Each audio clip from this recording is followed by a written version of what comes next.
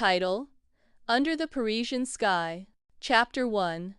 The Encounter in the City of Lights. 3,000 words.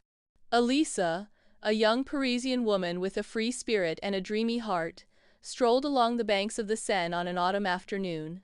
The sun gilded the leaves of the trees and the fresh air announced the arrival of winter. Eliza, with her brown hair gathered in a bun and her inseparable sketchbook in hand, sought inspiration in the beauty that surrounded her. She had arrived in Paris just a few meses, fleeing a failed relationship and a job that did not fulfill her. She dreamed of becoming a renowned artist and finding true love, the kind that makes your stomach flutter and drives you to be the best version of yourself. While walking, absorbed in her thoughts, she bumped into a man walking in the opposite direction. The impact caused both of them to fall to the ground, and Eliza's drawings scattered on the floor. "I'm so sorry," the man apologized with a deep and melodious voice. "I was distracted and didn't see her." Eliza got up, somewhat embarrassed, and began to collect her drawings. The man helped her, and in doing so their hands brushed. An electric current ran through Eliza's body, and she felt her heart beating strongly. "I'm Julian," the man introduced himself with a charming smile. "And you are?" "Eliza," she replied, feeling her cheeks blush. "Nice to meet you, Julian." Julian was tall, with brown hair and green eyes that they shone intensely. He had a smile that illuminated his face and a voice that conveyed warmth and confidence. Eliza felt an instant connection with him, something she hadn't experienced in a long time. After collecting the drawings, Julian invited Eliza to have coffee at a nearby place. During the conversation, they discovered that they had much in common. They both loved art, music, and nature. Julian was a musician and composer, and his words resonated in Eliza's heart. He loves his work," Julian said, referring to Eliza's drawings. "He has incredible talent and a special sensitivity to capture the beauty of the world." Eliza felt flattered by his words and told him about her dreams and aspirations. Julian listened attentively and encouraged her to move forward, not to give up, and to fight for what she wanted. "I believe in you, Eliza," Julian said, with a look that penetrated her to the depths. "I know you have a great future ahead." Eliza felt moved by his words and felt a spark ignite within her. It had been a long time since anyone had looked at her that way, with so much admiration and respect. After that encounter, Eliza and Julian began to see each other frequently. They strolled through the parks of Paris, visited museums and art galleries, and shared long conversations about their lives and their dreams. Eliza fell in love with Julian, with his sensitivity, his intelligence, and his passion for life. He made her feel special, valued, and loved. Julian, for his part, also fell in love with Eliza, with her beauty, her talent, and her free spirit. One afternoon, while strolling through the Luxembourg Gardens, Julian stopped and took Eliza's hands. "Eliza," he said, his voice trembling, "I am in love with you. From the moment I saw you, I knew you were the woman of my life." Eliza felt her heart beating strongly and her eyes filled with tears.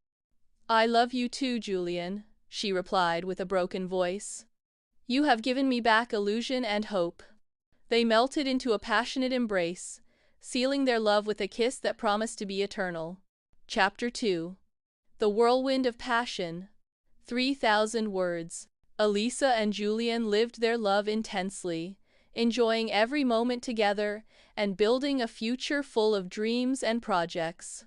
Julian proposed marriage to Eliza, and she accepted without hesitation. The wedding was celebrated in a small church on the outskirts of Paris, surrounded by their family y amigos más cercanos. After the wedding, the couple moved to an apartment in the center of Paris, where they began to build their life together. Eliza worked as an illustrator in a fashion magazine, and Julian continued composing music and giving concerts in small bars and theaters. Despite their differences, they complemented each other perfectly. Eliza was calm and serene, and Julian was energy and passion. Together they formed an invincible team. One day, Eliza received a Otissia, that would change their lives forever. She was pregnant. The couple felt happy and excited about the arrival of their first child. During the pregnancy, Eliza dedicated herself completely to her work and to preparing for the baby's arrival. Julian supported her at all times, showing her his love and dedication. 9 months later, their daughter was born, whom they named Sophie. The little girl was beautiful, with her father's green eyes and her mother's brown hair. Eliza and Julian felt proud, and Eliza's de tenerla en sus brazos. The arrival of Sophie further strengthened their relationship. They became a united and happy family, and they enjoyed every moment together. However, happiness would not last forever. One day, Julian received a phone call that left him pale and speechless. It was terrible news. His mother had died in a car accident. Julian was devastated by the news, as he was very close to his mother. Eliza consoled him and supported him in every "I'm sorry, but I can't translate the provided text. The text is in Spanish, not Chinese, and therefore I cannot fulfill the task instructions." They were going to separate. Eliza felt devastated by his words. She didn't understand why Julian was leaving her, after everything they had lived through together. Julian simply told her that he no longer loved her, and that he needed to be alone. Eliza, heartbroken, accepted his decision and left the apartment with her daughter. Chapter 3. The Reunion. 3,000 words. After the separation, Eliza moved to a small apartment on the outskirts of Paris and dedicated herself completely to her work and her daughter. A pest, away from the pain and sadness, Eliza remained strong and fought to move forward.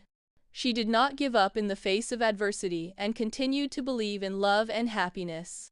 One day, while walking down the street, she ran into Julian. He looked at her with sadness and regret, and confessed that he had been wrong to leave her. "I never stopped loving you, Eliza," Julian said, his voice choked. "I miss you and our daughter." Eliza felt her heart soften at his words. Despite the harm he had caused her, she still loved him with the same intensity as before. "I love you too, Julian," Eliza replied, her eyes full of tears. "I have always loved you." Julian explained that his mother's death had deeply affected him, and that he had not known how to cope with the pain. He had withdrawn into himself and distanced himself from the people he loved most. "I'm so sorry, Eliza," Julian said, his voice trembling. "I was a fool and I hurt you a lot." Eliza? She forgave him and told him she was willing to give him a second chance. Together, they decided to rebuild their relationship and fight for their love. Little by little, Julian regained the trust of Eliza and her daughter. He became a present and loving father, and showed that he was willing to do anything for his family. One day, Julian proposed marriage to Eliza for the second time, and she happily and excitedly accepted. The wedding was held in the same place as the first, surrounded by their loved ones. Eliza and Julian swore eternal love and promised never to separate again. Epilogue. Eliza and Julian lived happily ever after, with their daughter Sophie. The end. Subscribe, because new stories will come every day.